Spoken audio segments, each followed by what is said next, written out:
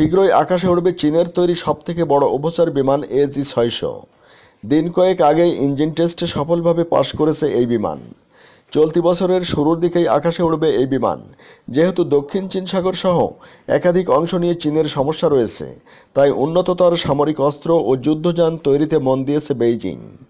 জানা গেছে, এই বিমান তৈরি করতে 8 বছর সময় লেগেছে চীনের।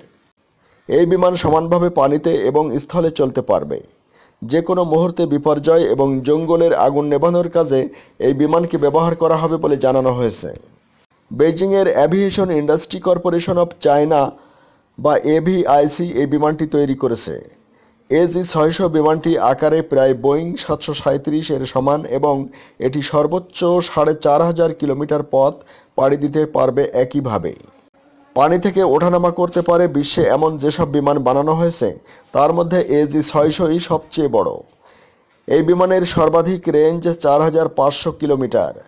53.5 টন ওজন নিয়ে আকাশে উড়তে পারবে এটি।